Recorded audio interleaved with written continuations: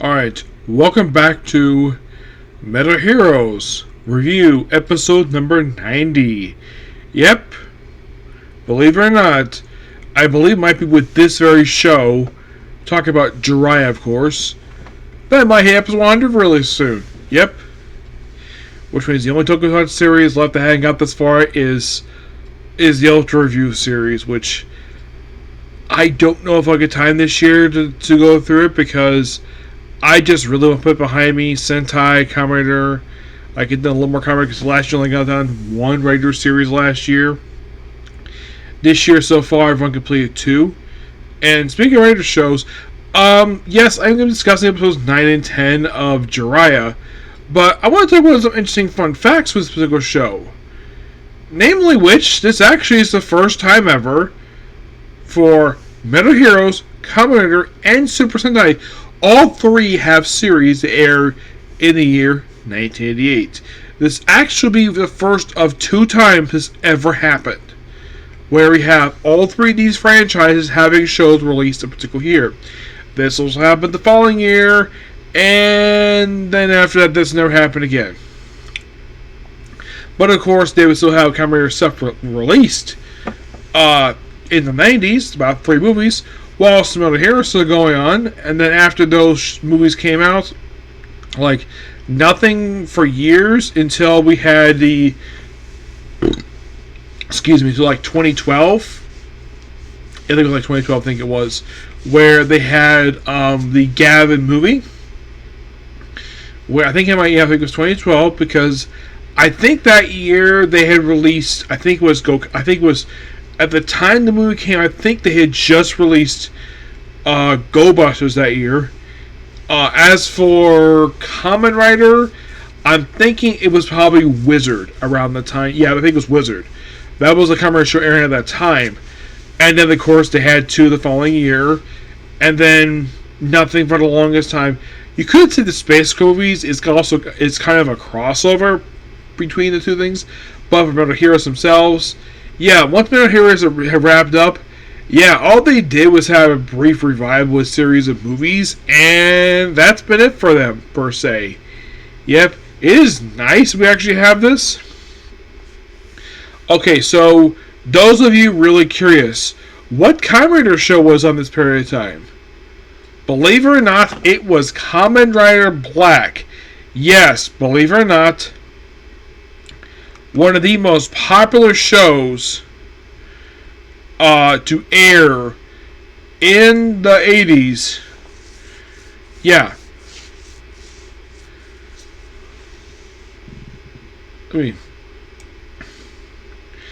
Because when these shows air, these episodes, like in the case of the Kamen Rider Black episode, they had just aired episode 24. You're like, interesting. Yeah. And those of you thinking like, okay, so by the way, the show start airing. Its air date was January 1988. And the first episode, it was actually during when it released episode 16 of Black.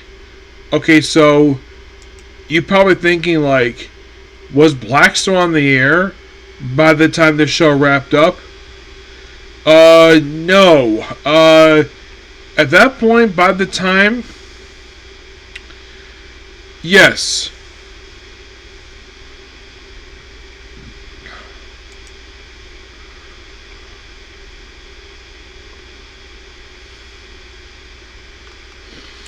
Yes, so at the time when this show ended, those of you curious, what show was airing at that point? What Kamen Rider series was that one?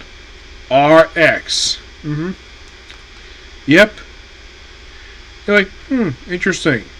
So, the obvious question is, what Sentai shows aired in this period of time?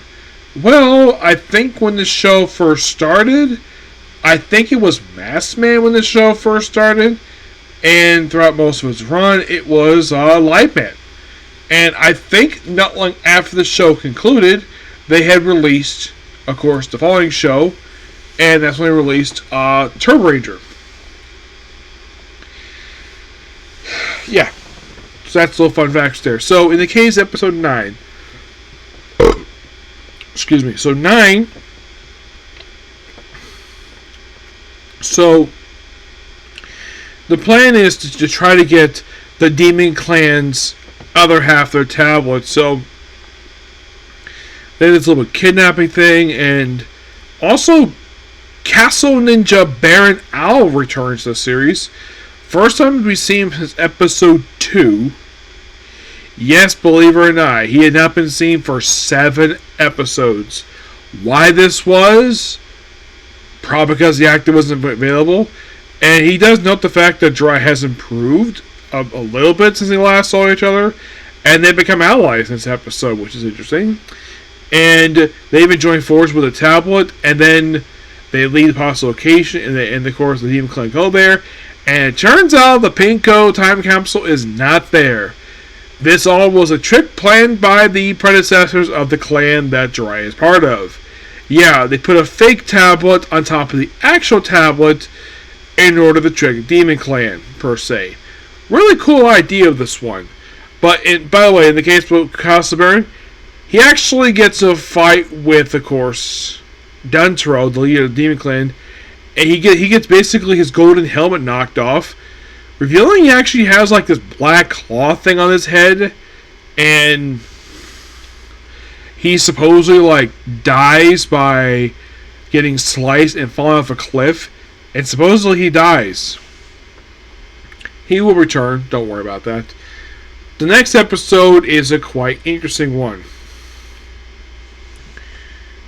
where you have the character celebrating Chinese New Year, and they come across this random drunk who just happens to be a world ninja who practices drunken fu.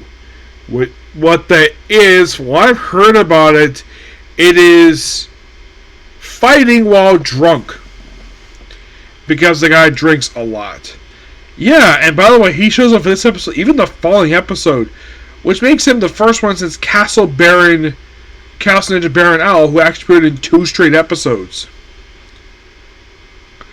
You're like, that's interesting. Yes. So he wants to kill Jiraiya, of course, just because he has a grudge against the family. So, and there's a little bit of like supernatural stuff here with this one. And then like,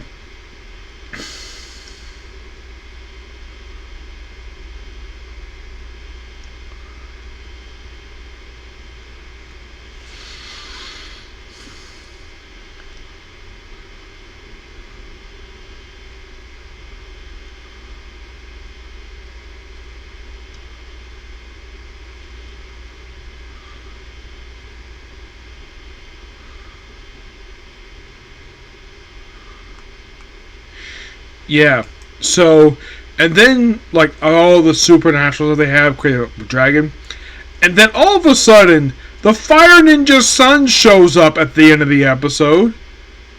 Yes, believe it or not, he shows up here.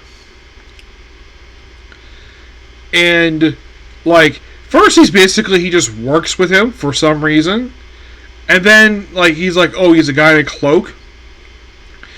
Oh, he's actually his son.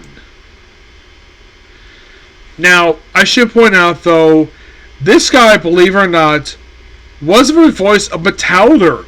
Yes, in the Metalder suit. Yeah, he was his voice. You're like, that's interesting. Yes, it is. And you think, wait, he was just featured in the last series, and he's here for this episode? You're like, that's awesome. Yeah, even I think that's really cool. Excuse me.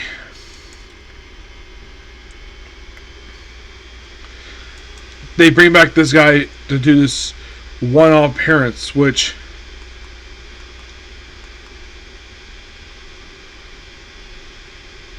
So, get this.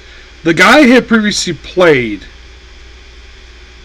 Hunter Killer from Space Sheriff Gavin. Yeah, and he's back here for a character who appears in 2 episodes. But really cool here. It was probably at this point the first time they actually had somebody who Jiraiya had previously defeated come back. And when he sees him like, wait, I thought you died. He's like, that was my father. And you're like, huh, interesting.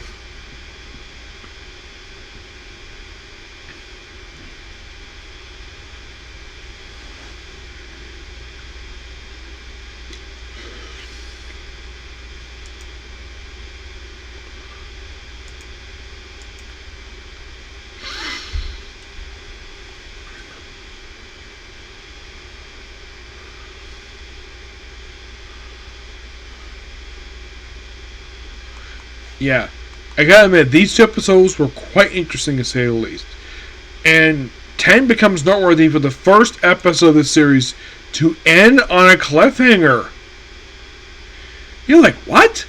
Yeah, first one to do this. Yeah, it's a quick two-parter.